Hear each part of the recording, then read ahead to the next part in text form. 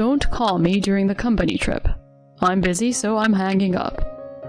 My husband exclaimed and promptly hung up the phone. I sat there, lost in thought, with the TV playing in the background. The news was sharing that his company had declared bankruptcy. That didn't add up. Bankrupt companies don't go on trips. To add to my confusion, during our brief conversation, I distinctly heard a woman's voice softly calling his name. "I wonder who you're traveling with," I whispered to myself. What came next was a roller coaster of events. I'm Marie, a 30-year-old freelance graphic designer, mostly working from my cozy home. I tied the knot with Kent 2 years ago, and we've set up our nest in an apartment. I'm pretty chill and not the kind to be constantly on the move. In fact, since my childhood days, I've always dreamt of a career that lets me set my rhythm. Given my passion for computers, I decided to dive into graphic design. My career is on the up and up, and personally, life's good too. But here's the catch. Things between Kent and me have hit a rough patch. Post-marriage, it came to light that he leans a bit towards the lazy side and can be self-centered, which has stirred the pot quite a few times. Back when I was more career-driven, romance wasn't on my radar. My folks never pushed the marriage agenda on me, and since my younger brother's happily married with kids, they felt content. I never bought into the whole marriage is the pinnacle of joy for women concept. There's so much more to life. Concerned for my single status, my friends decided to pull me into a mixer. Not wanting to blow them off and a tad curious, I showed up. That's where I bumped into Kent. He was the life of the party, and super easy to chat with. Given it was my first mixer and I was jittery, it felt good to talk to him. Fast forward, we clicked, swapped numbers, and the rest is history. My friends thought I hit the jackpot because he was with a big shot company, raking in the big bucks. Lots of ladies had their eyes on him. Our days together were a blast and things moved pretty fast. We were a year in when he popped the question, and I said yes. The honeymoon phase was dreamy, but then reality hit. Sure, he's with a prestigious firm, but he's not thrilled about it. He's all about making a quick buck and kicking back. I've lost count of how many times I've heard him rant. "The work's just too much. Networking, guiding the newbies, and oh, the endless socializing. I mean, the pay is great, but why did I get myself into this? At least I can splurge however I want." Now I adore my job, but prefer to keep things low-key socially, so I get where he's coming from. But the man loves to burn cash. Spoiler alert, I'm actually pulling in more cash freelancing now. I've been chipping in more for our day-to-day expenses while he's busy pampering himself. I've tried getting him on board with saving, especially with the economy going downhill, but he's like a broken record. "I'll start saving. Someday. I mean, think about it. What if we can't have fun when we're old and frail? Wouldn't that be a waste?" I once wondered if this spendthrift mindset was because we didn't have kids. When I broached the subject, he was all, "Of course I want kids." But if that's the plan, we should be socking away more cash. Every time I bring it up, he's evasive. He can't make up his mind to save his life. And don't even get me started on housework. From laundry and dishes to cleaning and trash duty, guess who's on it? Me. I've tried getting him to pitch in, but it's always half-baked. And if I call him out, "Enough with the lectures, it's easy for you working from home. You've got all the time, so just deal with it." I've thrown in the towel trying to get him to lend a hand. It only adds fuel to the fire, so I take care of everything. My patience with him is wearing thin. Lately, something's off. For a guy who's not that into his job, he's been clocking in a ton of OT and even working weekends. He'd occasionally drop a text saying he's bunking at the office and to skip dinner for him. I've tried getting a heads up, but he's always non-committal. Hey, if you're going to be at work late, give me a heads up. It's frustrating finding out after I've cooked dinner. Feels like I'm just wasting food. He shot back with some hand waving. "I get it, my bad. But the company's been on a roll lately and I keep getting tasks thrown at me out of nowhere. Turning them down doesn't look great to the boss. Just hang in there with me, alright?" The company's doing better? Funny, I haven't noticed an uptick in your overtime or weekend pay. "Not everything shows up right away. You'll see the perks down the road. Trust me, with the way our company's going, bonuses are bound to get bigger. His explanation sounded somewhat plausible, but there was something off in his eyes.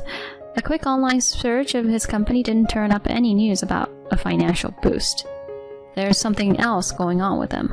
He typically steers clear of company parties and trips, saying he's not into the whole social scene. On the rare occasions he'd go, he'd come back in a foul mood, but recently he's been hitting up more of these events. When I asked him about the change of heart, he just said he started to enjoy them. I'd be cool with him going out more if it weren't for the sly smile he's been sporting at these events. And get this, he's suddenly into dressing sharp. It used to be he'd wear anything as long as it was comfy. Now he's all about the pricey threads, saying it's not professional to dress all casual. Since when? Also, every time his phone rings lately, he makes a beeline for his room or the bathroom. If I mention he could just answer it there, he brushes it off, saying it's a big work call. How many big work calls can one guy have? I'm starting to think he's keeping something from me, and my suspicions would soon be confirmed in the worst way possible. One day, Kent was all jazzed up, talking about his week-long company trip. I found his excitement a bit odd, especially when I found out the trip was far enough to need a plane ride. A whole week? That's quite the getaway. When did your company start going all out on trips? He defended. Look, we're a big deal in our industry. Business has been booming, so they're treating us. Think of it as a chance to blow off some steam. I'm planning on making the most of it, so try not to blow up my phone, okay? His voice kind of ticked me off, like he was warning me to back off. It's not like I've ever given him a hard time about going away. Things used to be great between us, but lately he's been getting on my last nerve. As he got more and more excited about this trip, I felt more and more down. The day after he took off, I was just chilling with my morning coffee and the news when the anchor dropped a bombshell. Up next, major company XX just filed for bankruptcy. No way. This can't be happening. I had good reason to freak. The company going under was where Kent worked. The report went on about how they'd been in hot water financially for a bit, and one bad project sent them over the edge. I was floored. If that's true, then what's this whole trip Kent's on about? I tried to ring him, but no dice. A few hours later, one of his buddies from work stopped by. I knew the guy. He'd dropped Kent off a few times when he'd had one too many at those company parties. He looked pretty rattled when he asked. Is Kent there? We have an emergency meeting about the company going under, and I can't get a hold of Kent. He's gotta be home, right? Startled, I replied. Hold on. What do you mean he's home? He told me he's on a company trip. Company trip? There's no way we're affording that right now. Kent said he was taking time off because you weren't feeling well. It hit me that something was up, so I quickly turned on my phone's speaker and hit record. After a bunch of tries, I finally got my husband on the line. He snapped. Why are you blowing up my phone? Can't you take a hint after one missed call? Just listen, we need to talk. Seriously, where are you? What? I told you I'm on the company trip. I'm having a blast, so don't kill my vibe. Hold on, I'm busy, so I gotta go. We'll chat when I'm back. Before he hung up, though, I heard a woman's voice in the background calling his name. Not exactly the sound of a company trip. His buddy next to me looked as shell-shocked as I felt. He told me the only folks they couldn't get in touch with were Kent and one of the office admins. Turns out she took time off the same days as Kent, saying it was for personal stuff. Everything clicked. Holding my phone so tight, I thought it might crack. I couldn't even muster a reply to his concerned, "You good?" All I was thinking was how I'd make him regret this. A few days later, Kent rang me up, sounding pretty freaked out. Why is the place empty? Like, where's the fridge, the furniture, even the microwave? Where the heck are you? That's all my stuff. Most of the stuff in our place was stuff I bought. He had some stuff from back in his bachelor days, but it was old and always breaking down. Every time I said we should get new stuff, he'd be all, "It still works, no need to spend more." Eventually, I got tired of the junk and just bought new stuff myself. To his freak out, I shot back. Took you long enough to notice. Whatever I do with my stuff is up to me. By the way, hope you had a fun trip. Don't sweat getting me anything. Forget the trip. And it's not just your stuff. What's with the divorce papers on the table? What's going on? Isn't it obvious? Or are you that dense? I mean, you've always kind of been. Lying about a company trip to cheat? Really? He was caught off guard, then stammered out. What? How? I filled him in the whole company going broke and what his coworker told me. I also let him know his coworker heard our conversation on speaker. He still tried to dodge the affair, saying there was no proof. I couldn't believe he was still trying to play dumb. I set him straight. Rita, is that the woman you cheated with? She's someone 4 years younger? And she works at your office, right? Whoa, hold up. How do you know about Rita? One of our coworkers spilled the beans. Plus, you guys aren't exactly low-key on social media. Luckily, finding proof of the affair was a breeze. I knew about his online profiles, but kept my distance out of respect. But this? Game changer. I didn't owe him any courtesies anymore. Sure enough, scrolling through his posts, there were a bunch of cozy pics with a woman.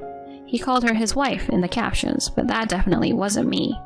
Digging a bit, I found what seemed to be Rita's profile. Yep, there he was in her posts too. It wasn't hard to spot him, thanks to a distinct mole and that custom watch he always wears. Funny enough, while he was playing house with her online, she labeled him as just another fling. And from the looks of it, she had a few guys on the side. He was just another notch on her belt. I told him we'd hash out the divorce details through lawyers. That's when it really hit him. Wait, I don't want a divorce, he blurted. I promise I won't do it again. You mean everything to me. Is one slip-up really worth ending it all? Seriously? You thought that'll fly after you cheated? But our company's tanking. I might be jobless soon. If I hit rock bottom, who'll have my back? Hearing him say that, my patience snapped. He wasn't sorry about cheating. He just wanted a safety net because of the storm he saw coming. You've got to be kidding. Grow up. You're lazy, you cheat, and you lie nonstop. I don't need a deadbeat 40-year-old hanging around. Get ready for the divorce. And yeah, expect to pay up. He broke down, but I was done and hung up. We ended up getting divorced, and both he and Rita had to pay me a pretty penny. Now I'm living it up in my own place and loving every second. A couple of weeks after the dust settled, I bumped into one of Kent's old work buddies. Got a little update on the gossip train. Turns out the company, after some major changes, is still around but under a new name. But Kent and Rita, with their little secret out in the open, were among the first to get the boot. He's been hitting the job market hard, but it's tough out there and he's striking out left and right. Plus, with his family cutting ties, he's out in the cold. Someone said they saw him cleaning bathrooms at a train station. As for Rita, her little black book of flings, including some other married dudes, seems to have blown up in her face. But hey, not my circus, not my monkeys. I'm soaking up the single life and thinking I'll sit out the marriage game for a bit. Don't get carried away with the money you're getting. There is no place for you to go back to. My husband shouted over the phone. Shortly after that, I received a message in a text. It was a picture of my belongings being dumped in a dumpster.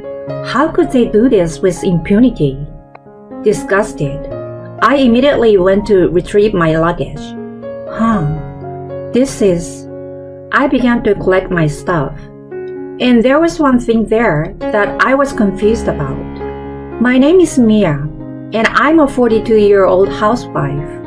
My husband Elijah and I have been married for over 15 years.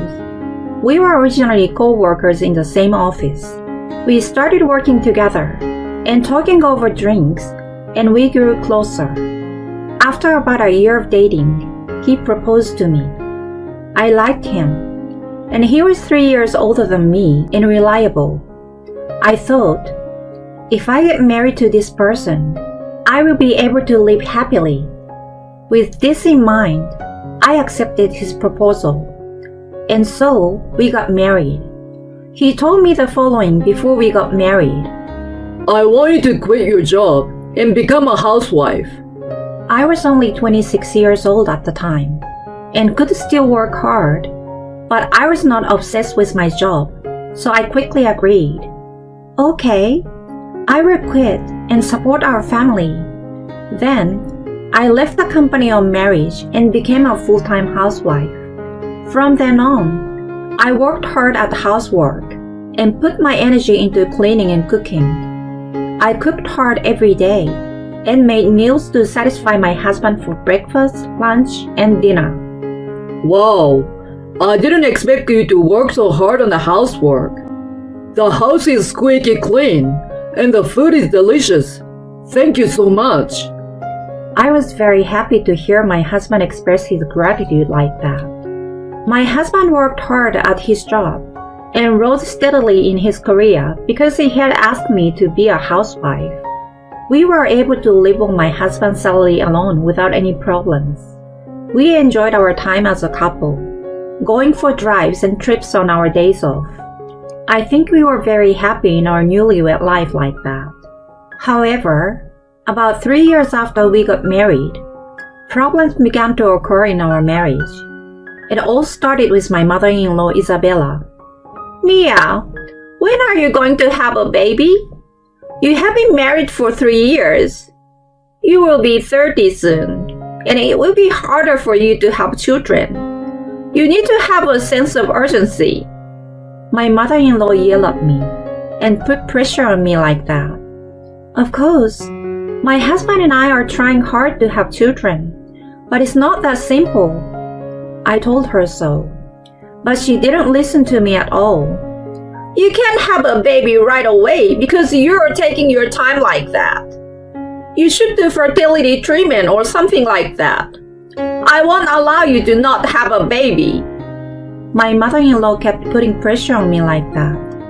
If she continued to pressure me like that, I would never be able to have children. However, my mother-in-law said more and more terrible words to me without thinking about my feelings. She was so abusive to me that I was in a lot of pain, so I asked my husband for advice. Hey, your mother's attitude toward me is terrible. She said a lot of things about my inability to have children. When I asked him about it, he replied, Well, it's true that you can't have children, isn't it? It's no wonder my mom says so. It's your fault for not having children. Wait, you're saying it's my fault? It's true, isn't it? It's not my fault, of course. How can you be so sure?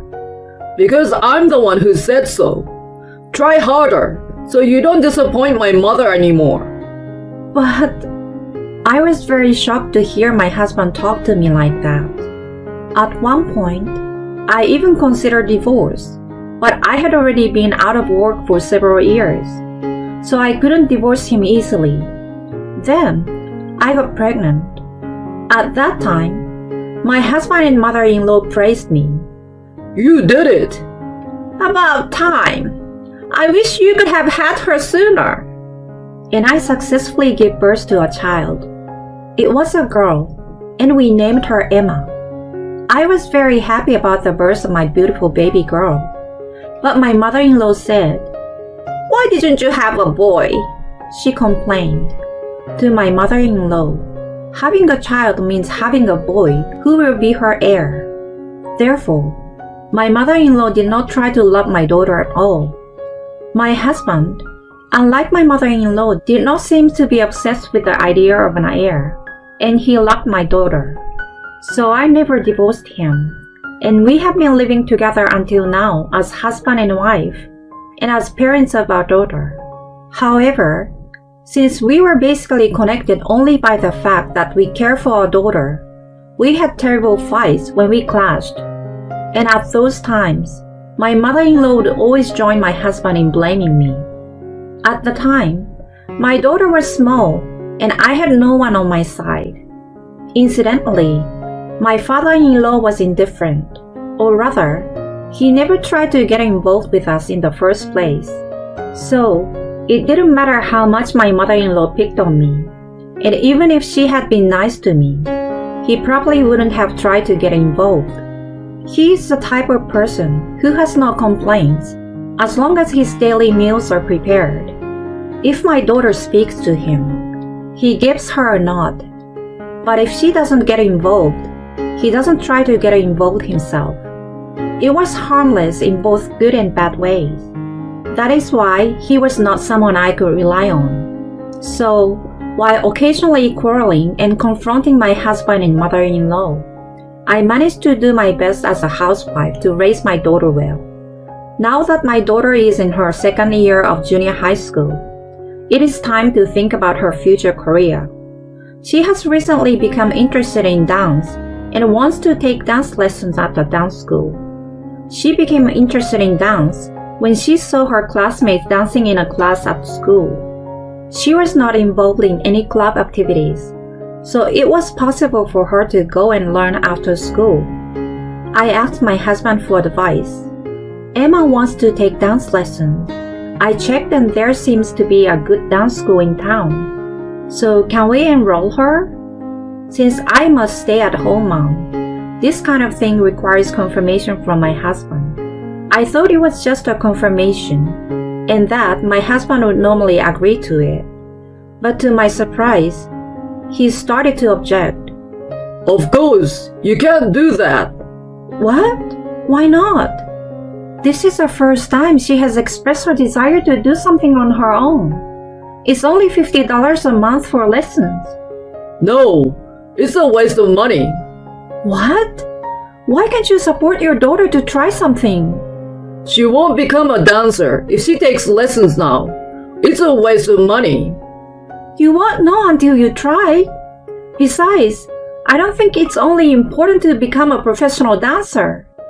You can develop the ability to see people around you and cooperate with them through that kind of experience. Shut up! No means no. If you insist so much, you work and pay for it. I won't pay for it out of my paycheck. My husband said that to me with wide eyes. I was surprised and disgusted with my husband because I didn't expect him to get angry like that.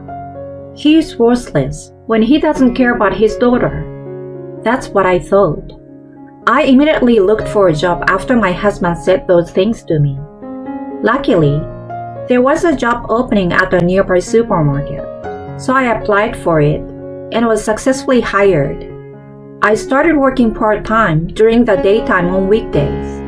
Thanks to that, I was able to pay for my daughter's dance lessons. She started attending the class, and I was impressed by how hard she practiced every time. I thought, if she can do it with such passion, it was the right decision to let her learn. However, my daughter was not only doing her best because she loved dancing, but she also had another reason for doing so. She had apparently been listening in on our conversations and knew that the reason I was working was for her dance class. So she said that she was trying her best in her lessons so that she would not waste the money I earned from working. I was moved to realize that my daughter was growing up so well.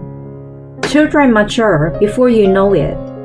But on the other hand, my husband started to say childish things more and more, whether it is a degeneration or his nature.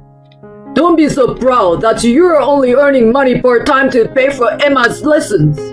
You and Emma eat with the money I earn. Don't forget to respect me. That's how my husband is. In the past, he never used to be such a domineering husband. But lately, he has become increasingly hostile toward me because I do things that he doesn't approve of. I also feel that he cares less about our daughter than before. I wonder what kind of change of heart has occurred.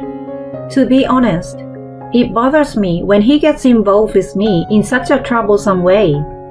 And when my husband attacks me, my mother-in-law also joins in and attacks me, which is troublesome. Yes, that's right. You guys are able to make a living because of Elijah. Without him, you would be homeless. If you continue with that cocky attitude, I will kick you out. My mother-in-law, who does not live with us, yells at me and my daughter like that. My daughter has grown to dislike her grandmother, who doesn't take care of her. And she has also grown to dislike her father because of his recent terrible attitude. I used to always talk back to my husband and my mother-in-law for my daughter's sake. But I think my husband's recent attitude is really terrible. He has never said such terrible things or been so arrogant before. I wonder why he has changed so much. Then one day, an incident happened. It was when my daughter was able to advance in a dance competition, and she passed the preliminary round and competed in the finals. The finals were in a rural area and started early in the morning. So my daughter and I planned to go there the day before and stay at a hotel. But when I told my husband about it, he again objected. What about the housework while you're gone? What about my food? Well, you're an adult, so you will have to prepare it appropriately. My husband's eyes widened in anger when I said this. Don't be silly. I won't allow you to go to the convention if you're going to make me do that. He got angry again as usual. So I didn't deal with him and took my daughter and left the house. Then, about a month after the convention, I received a phone call from my husband. Are you prepared to skip housework like that? What do you mean by prepared? I'm working for Emma as a mother. Why don't you understand that? Why don't you have the open-mindedness to think about someone other than yourself? Don't get carried away with all the money you're getting. You have no place to go back to. My husband shouted into the phone. Shortly after that, a picture was texted to my phone. What? What's this? It was a picture of my belongings being dumped in a dumpster. How could they do this with impunity? Dismayed, I immediately headed home to retrieve my belongings. But no matter how fast I drove, it would take several hours. So it was late at night when I arrived at the dumpster.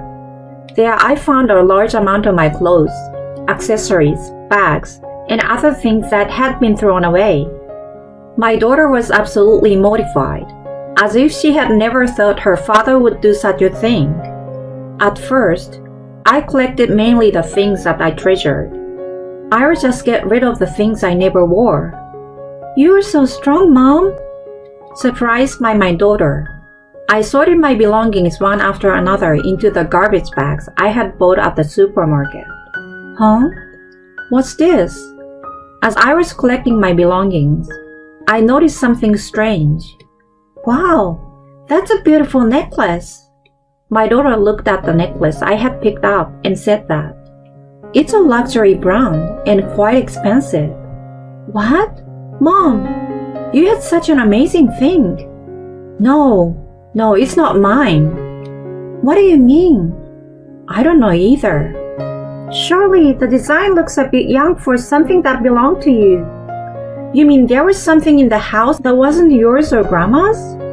My daughter's question made me gasp. Could it be that my husband is having an affair? And this jewelry might belong to the adulterer?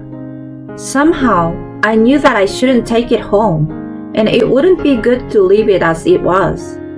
I shoved it into the deepest part of the garbage bag for discarding it and threw the bag away in the back of the dumpster. If my husband was having an affair, and that was his affair partner's, he would surely come looking for it. He would have a very hard time finding it if it was in a hard-to-find situation like that. I finished collecting all my belongings and went home with my daughter. Then, my husband spoke to me looking a little flustered. Did you go to the dumpster? I did. Then you're collecting what I threw away, aren't you? What are you talking about when you throw them out yourself? I'm asking if you collected it. My husband became emotional and raised his voice. My daughter gave him a stern look and said, "You're the worst, Dad. How can you throw away Mom's things without permission? Who the hell do you think you are to act like that?" Shut up! This isn't a conversation for children. Hey, you can't yell at Emma. She's being cocky. You're just being crazy. You threw it away yourself, and now you're demanding me to answer your questions. Are you emotionally unstable? Shut up! Just answer the question I'm asking you. I did. It's in the car. Let me see it. With that, my husband opened the trunk of the car and began to search through the mess. My daughter and I were convinced that he was looking for that jewelry. We knew he was looking for that necklace, What are you looking for? What? I think something important might have gotten mixed up in there. Something important, huh? And what is that? It's none of my business. Saying that, he started rummaging around in the car. Did you really retrieve everything? I bought some garbage bags and threw away almost half of the stuff. I'm glad I got to declutter. My husband slumped down on the spot. What the hell were you thinking? Saying this, my husband glared at me and got angry. Who does he really think he is? What? You're the one who threw it all away. And if you leave something you didn't want thrown away, why should you be angry at me for it? Shut up! Don't talk back to me! My husband was so angry with me. Then my daughter said, Mom, I got what looks like proof. My daughter approached us grinning. Dad's phone. I opened it easily because his password was his own birthday. Hey, what are you doing with that? It's your fault for leaving it there. This confirms that you were communicating with a woman and that she left her jewelry at home. And you got a text to bring it back for your next date. This means you are having an affair, right? Give it back! My husband said and took the phone from my daughter. Elijah, you can't get away with this anymore. What the hell are you talking about? Emma must have seen something wrong. My husband showed me his text. Apparently, in a split second, he had erased the message exchanged with the adulterer. He's really cunning, isn't he? Well, that is to say, he's admitting his infidelity. But in the contest of wits, my daughter was one step ahead of him. Oh, I thought you would erase it, so I sent screenshots of the text to my phone. I resent it to you, Mom. Saying that, my daughter sent me the screenshot of the text between my husband and the adulterer. In addition to the necklace mentioned earlier, there were also those in which they whispered words of love to each other, and those in which they promised dates and trips, all of which were evidence that they were having an affair for sure. Thank you, Emma. This proves that this man is having an affair. Let's get a divorce. My daughter smiled and gave me a peace sign. She really is a reliable daughter. My husband seems to realize that he could no longer get away with it, and got down on his knee to me. I'm sorry. I was wrong. So please don't give me a divorce. Alimony and child support are a lot to pay. What are you talking about? Divorce is a matter of course. I held out the divorce papers I had prepared just in case. Sign this, please. If you don't, I will take you to court. The word court must have scared him. My husband is very public-spirited, so he was afraid of a court case that would cause a fuss among people at work. Then, I received the divorce papers that my husband had signed. Then, my daughter and I packed up our necessary belongings for the time being, loaded them into the car, and left the house. Soon after, I rented an apartment and moved out. Then I consulted a lawyer and decided to file a claim for alimony against my ex-husband and the adulterous partner. Incidentally, I heard that the necklace of the affair partner that my ex-husband accidentally threw away together was extremely expensive. The adulterous partner was furious and demanded alimony. My husband was then dumped by her. What was even more surprising was that it was apparently my mother-in-law who introduced my ex-husband to the adulterer. She hoped that if she got him to remarry a young woman, this time he would give birth to a boy. However, as a result, my ex-husband was required to pay for the necklace and was saddled with a large amount of debt, including alimony and child support for the affair. My ex-husband seems to be yelling at my ex-mother-in-law that it's all her fault, and they have cut ties with each other. Not only was my former mother-in-law disowned by her own son, but also completely avoided by her neighbors, because they knew that she had done something to mediate the affair. My ex-mother-in-law became mentally ill and stopped doing housework but my ex-father-in-law yelled at my ex-mother-in-law and pushed her father, saying that he would never forgive her for not cooking. However, my ex-mother-in-law could not cook properly and could only cook bad-tasting food, and my ex-father-in-law became ill. My ex-husband sends me long emails with these stories and asked me to get back together with him, but I don't reply to his emails and mark them as spam. I am spending happy days with my daughter and my parents, while earning money by working full-time at the supermarket job. I will continue to work hard while watching my daughter grow up. I love to see your frustrated face, but it's probably too pitiful, so I'll refrain. I know it's awkward to see you, so why don't you go hide in the bathroom? The woman on the phone laughs hysterically and mocks me. I hate this woman more than anyone in the world.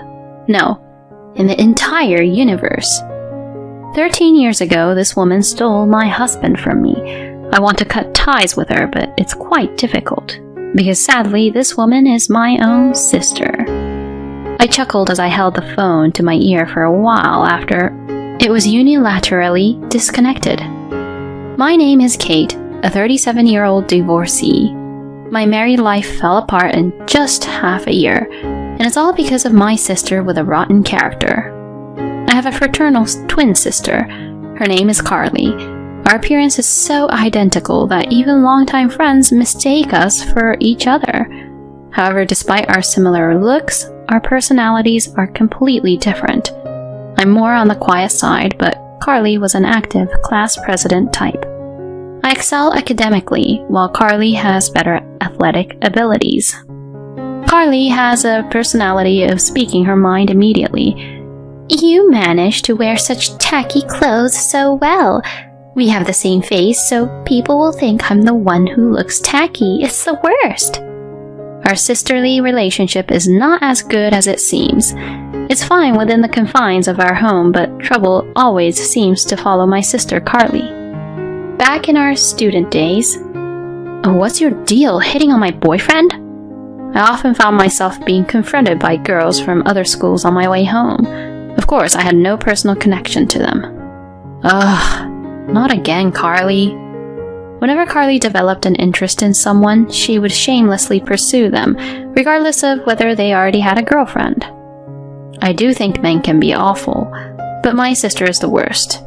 And here I am, mistaken for her, suffering the consequences. What's more, she easily grows bored and breaks up with them, sometimes within just a week. It's truly exasperating. Carly, can't you stop this already? Don't you think about the feelings of the other person's girlfriend? And I'm also bothered by all of this. In response to my words, I'm afraid of the cynicism of unattractive women. Well, what about your man, Murphy, right?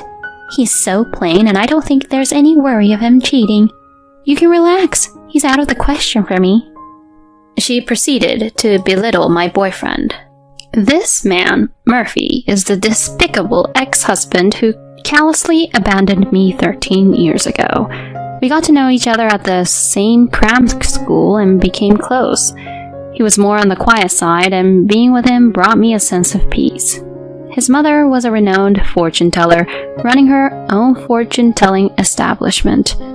We graduated from the same university and decided to get married 2 years later. However, just 6 months after our marriage, Please, just divorce me. I've reached my limit. You should know the reason, right? He hands me the divorce papers. Sitting next to Murphy with a triumphant expression on her face is my sister, Carly. It all came as such a sudden shock. Huh? Sorry? I don't understand. Did I do something? I have no recollection. In response to my words, my husband slams the desk. What? You've been cheating on me. Can you still say that, even after seeing this? Among the several photos lined up on the desk, there were images of a man and a woman entering a hotel together, looking affectionate. But from my perspective, I was simply being shown pictures of my sister Carly entering a hotel with an unfamiliar man. I couldn't understand all the meaning behind Murphy's words. The man in the photos is probably just one of Carly's flings. No, this is Carly, it's not me. In that moment, my sister Carly bursts into tears. Kate, stop this. It's painful to deceive Murphy. To my sister's words, Murphy responds, Carly, I'll be fine. You're so kind. Thank you. What are we being shown here? My ex-husband glared at me tightly and began blathering on about a fictional story that never happened. Apparently, I was having an affair and threatened my sister because I didn't want to be found out. According to him, I borrowed clothes from my sister, disguising myself as her, and constantly engaged in hotel affairs with various partners. Such an outrageous woman, he claims. My ex-husband completely believes this absurd tale he heard from my sister. I heard from Carly that you have always had a bad habit of being involved with multiple men. It seems you were even seeing other men while you were with me. In response to my enraged ex-husband, Hey, are you seriously saying that? Do you believe the stories of my sister, whom you've known for only about 6 months more than me, whom you've spent years with? Are you sane? Are you stupid? My calm response seemed to displease him, as my ex-husband simply glared at me. You claimed it was out of the question, but I never imagined you would go after Murphy. Even though you have the same face, your personalities are completely different. Honestly, you lack charm. Carly would listen to my complaints with a smile. She was so endearing. Maybe I made a mistake in choosing you as my marriage partner. He said such things. Carly, who continued to feign crying, had a smile on her face. As Carly became a working adult, her habit of being involved with men didn't change, but her criteria for targeting men has shifted compared to our student days. She prioritized status and money over appearance, and Murphy worked for a major company, and his family was reasonably well off. Perhaps she had her eyes on those factors from the time of our marriage proposal. It turns out that my ex-husband was completely fooled by my sister's poor acting skills. I couldn't believe that my former long-term partner could be so foolish, and I felt my feelings quickly cool down. You two are the worst, you know. Do whatever you want. Just never appear in front of me again. Tears threatened to fall, but I held them back desperately. I signed the divorce papers handed to me on the spot and slammed them back at the two of them. It's my sister who's the only one who has a devious mind. It seems she and Murphy haven't yet become involved romantically. Claiming alimony from him would also be challenging. However, if these two could disappear from my life, I no longer cared about money. Afterward, I returned to my parents' home, but they were furious at my sister's actions and declared their disownment. As for the reaction of the person in question, "Oh, whatever. If you ever need help with money, don't come to me or anything. Bye then." Even our own parents treated her with such disdain. I heard from a friend that my ex-husband and sister got married just 3 months after the divorce. I was so disgusted that I couldn't even cry. I didn't feel anything anymore. For the past 13 years, I haven't seen my sister and her husband. But one day I received a call on my phone from a payphone. Since it was work-related, I answered it. "Hello, Kate." I immediately recognized the voice on the other end of the line. "I don't know what kind of nerve you have to contact me." In response to my words, my sister Carly chuckled softly. "Are you still holding a grudge? You're still as gloomy as ever, Kate." "Well, never mind that. I have a favor to ask you." My sister continued talking without showing any remorse for the past. "I'm pregnant." "Huh?" "The father, of course, is Murphy, the one you loved so much. So I was thinking of announcing it to our parents, as it's their first grandchild. But I doubt those strict parents would listen if I told them directly. So tell them for me." She boldly gave me an order, even though she's been disowned. "And what makes you think you can say such audacious things when you've been cut off?" I retorted, but Carly had a comeback. "And what about you? How many years has it been since then?" "It's been 13 years. 13 years. I think you're the only one who still holds a grudge. You're probably still living alone in our parents' house, right? I'll be the one to show them a grandchild in your place." She mocked me. This girl is a genius when it comes to irritating people. I thought that while remaining silent, and then Carly continued. "I'd love to see your frustrated face, but I guess it's pitiful, so I'll refrain. It would be awkward to meet, so why don't you hide in the bathroom or something?" She said that while laughing hysterically. And then, "I'll come over this weekend. Take care." With that, my sister unilaterally ended the call. I held the disconnected phone to my ear for a while and chuckled softly. On that weekend, while I was enjoying a quiet time at home, my smartphone rang. It was a call from a public telephone. I assumed it was my sister. Reluctantly, I answered the call. "Hey, unlock the call blocking already," she yelled. What's wrong with blocking calls from someone I don't want to hear from? Isn't that the purpose of call blocking? Oh, I see. Maybe you don't understand because you're not that bright. I chuckled in contempt. In response to her irritation, I heard a few cracking sounds over the phone. "I went through the trouble of coming here and no one's home? I told you I was coming today." Huh? Were you serious about that? I thought it was a joke. Besides, you unilaterally hung up the phone, so I didn't say anything, but I no longer live there. I could sense anger and slight agitation in my sister's voice as she spoke. It seemed like she was standing in front of our former house, although nobody lived there anymore. Thinking about the disturbance it would cause to the neighbors if she continued to create a scene, I gave her my current address and hung up the phone. After waiting for about an hour, the intercom rang, and when I answered it, Carly and my ex-husband Murphy were standing there with displeased faces. Carly immediately said, "Don't get too cocky. And what are you doing here? Why are you living in such a nice apartment?" She yelled at me with bloodshot eyes. It was understandable that my sister was surprised. This place was relatively new and was in good location. The rent was also decent. It wasn't a super luxurious apartment, but it was a nice property.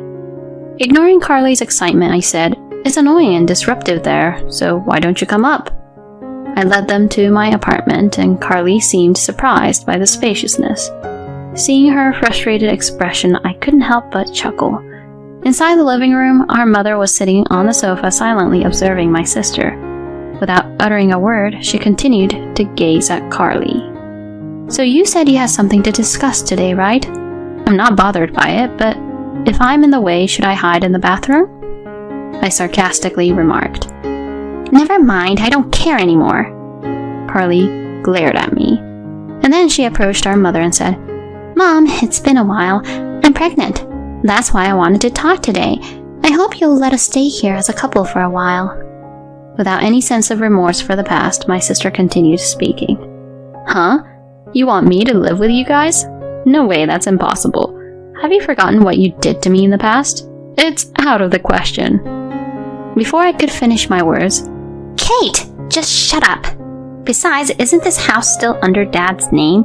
You're an unmarried woman who couldn't even remarry at your age and are just leeching off our parents."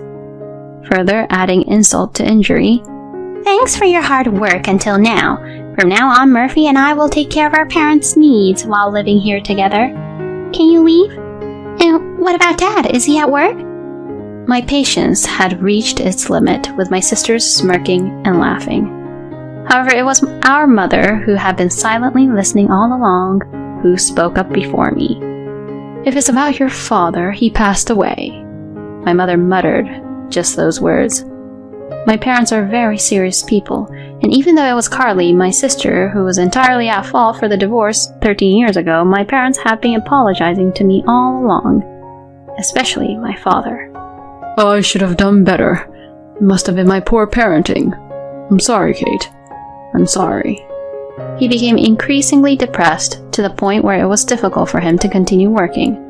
During that time, both my father and mother were still in their early 50s, and our living expenses were supported by my income and my mother's part-time job. After a while, my father was diagnosed with cancer and passed away 10 years ago. Right before his passing, my father said, "Please, don't contact Carly about this. If she shows up at my funeral, I feel like I won't be able to go to heaven. True to his words, neither my mother nor I contacted my sister. We moved into this house about 5 years ago. It was because my mother's health deteriorated due to work-related strain. We considered renovating our family home, but it was located on a hill, and the act of climbing the slope with my mother's condition would have been difficult. That's why we decided to move to this wheelchair-accessible property. Since we started living here, my mother said that her mobility has improved significantly. I thought I was calmly explaining this matter, but when I recalled my father's presence before he passed away, tears welled up. I believe my mother felt the same way. There were traces of tears in her eyes as well. However, my sister Carly's reaction to my story was, in a sense, as expected. Even if you tell me now, it's too late. And it's not my fault that Dad got sick, is it? Besides, you're able to live in such a nice place because of Dad's inheritance, right? It's unfair. What about my share? Don't I have the right to inherit too? Carly said these absurd things. Without missing a beat, Mother responded, Inheritance? There's no such thing. You only came crying to us when you got into trouble with your foolish actions before getting married.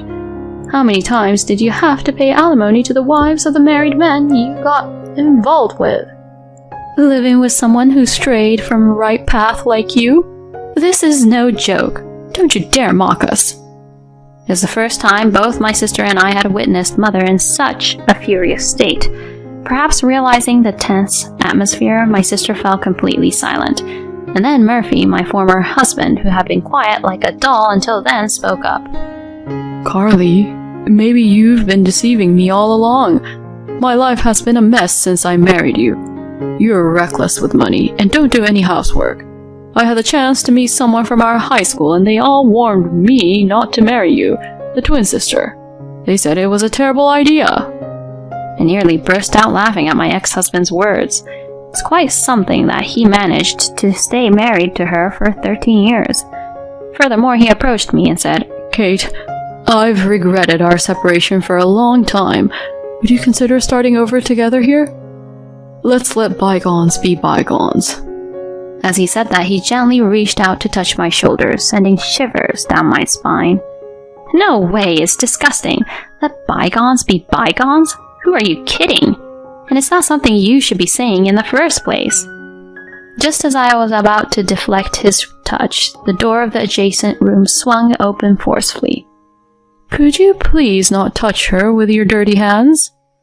Suddenly a man appeared, surprising both of them with wide-eyed astonishment. Who's that? Ignoring my sister's mutter, I said, I told you to stay hidden and not get involved. In response to my words, Richard said, I had to intervene because he was about to touch you, Kate. Besides, having a third party present can help with the discussion. That might be true, but... This is my husband, Richard. And also, Ryan, come here. This is my 8-year-old son, Ryan. I called out to my son, who had been peeking from the shadow of the door. He stared at my sister and her husband with a piercing gaze as if he had overheard some of their argument. Huh? You got remarried? That's unbelievable. Why? My sister was more surprised than anyone to learn that I had a husband and a son. Murphy, my ex-husband, also seemed to be at a loss for words, his mouth opening and closing like a fish. Why? How many years do you think have passed since then? It's been 13 years. 13 years! Even though so much time has passed, you two haven't changed a bit. It's astonishing. Oh well, at least you've aged significantly in appearance. My sarcastic words made their faces turn red. I met my current husband, Richard, shortly after my father passed away. We worked together and met a few times a year, but one day he asked me out. I said, I'm a divorcee. When I declined, he asked me again, saying, Does being divorced mean you can't be happy? A year later, we got married, and the following year, our son Ryan was born. My husband treated my mother very well, and he never showed any reluctance towards living together. Perhaps it was because his parents, my in-laws, were already living with his brother and sister-in-law. I feel relieved because you're with Richard, she said, showing her support. Richard suggested moving to our current house because he was worried about my mother's mobility. Facing the two standing still, I said, "My mother and I have our current life. Please, don't interfere. And Carly, you claimed to be pregnant. How many months along are you?" Seeing the flustered reactions of the two, it seemed that the pregnancy was also a lie. Although Murphy and I were only married for half a year, I never got pregnant. That became a reason for my ex-mother-in-law to make snide remarks. And the fact that my sister isn't pregnant means that's how it is, I suppose. It seems that my sister and my ex-mother-in-law, both having a bad nature, got along well. Unable to withstand the harsh stares from our family, the two of them left the house as if fleeing. I've heard the story, but is she really your biological sister? Her face does resemble yours, but her character is something else entirely. Anyway, I guess this settles the matter. Speaking with a smile, my husband said that. I'm not so sure, I replied with a wry smile. That evening, something happened. The intercom kept ringing continuously. Looking at the monitor, I sighed. I knew they'd come. When I opened the door, there stood my pale-faced sister and my ex-husband. I need your help. I need money. Please, lend me money. They pleaded desperately. My husband wore a puzzled expression, but my mother and I had a different reaction. During the day, while waiting for my sister's call, my mother received a message from someone. It was from a friend of my late father's who currently lives in my former parents' house, which is now rented out to their family. When they returned home, they had found the garden flower beds trampled and the window glass cracked. The security camera captured the image of a furious woman stomping on the flower beds and hurling stones at the glass. Of course, it is my sister Carly who is furious on the phone with me. When my mother shared my sister's contact information with our friend, he learned that my sister had been the one who had caused his dear friend, my father, years of suffering, and this enraged him. Among the damaged plants, there were reportedly precious flowers that were difficult to follow. It seems he also demanded compensation for the damages. I anticipated their reappearance due to their evident financial difficulties and struggles with housing, but I never imagined they would show up on that particular day. I was impressed by their energy. I can give you the money if you want, but there is a condition. Afterwards, as I watched the two of them dejectedly walking away, I couldn't help but laugh and say, "Serves you right." In my hand, I held the freshly signed agreement. As a condition for taking on this matter on their behalf, I made them sign a pledge to never approach us again. Still, Carly is my blood-related sister. Cutting ties with her completely is difficult. There might come a time when she will try to approach us again using this privilege. At that time, I'm prepared to fight, whether it be in court or anywhere else, using the secretly recorded audio from 13 years ago and this incident. That's how determined I am not to forgive my sister and her husband in the future. I later heard from a friend that my ex-husband quit his job at a major company right after divorcing me and started working as a staff member at the fortune-telling establishment managed by my former mother-in-law. He and my sister seemed to live a luxurious life with a high salary because they were relatives. However, a few months ago, my former mother-in-law suddenly passed away due to illness. My ex-husband took over as the successor, but he had no talent for fortune-telling. The fortune-telling establishment quickly became deserted. In a panic, my sister and her husband. This is a bracelet made with heartfelt intentions by our late mother. It seems they started a business telling lies to the people who had faith in the late mother-in-law. However, their lies were exposed through internal whistleblowing, and now a victims association has been established. The fortune-telling establishment is being inundated with victims every day as it served as their workplace and residence. With nowhere else to go, my sisters sought refuge in our home. It's absolutely audacious and infuriating. However, considering the police's recent actions, it's only a matter of time before the two of them face legal consequences. After that, we moved again. It was due to my husband Richard's job transfer. Am I really allowed to come along? With an apologetic look, my mother asked. What are you saying? You are a cherished member of our family. Even if you resist, I'll carry you forcefully and take you with us. My husband Richard joked and laughed. Thank you. She shed tears of gratitude. Grandma is crying again. Here, take this tissue. While Ryan, my son, chuckled and expressed concern over my mother's easily moved nature, I watched the scene of my family with a sense of gratitude for the happiness I currently had.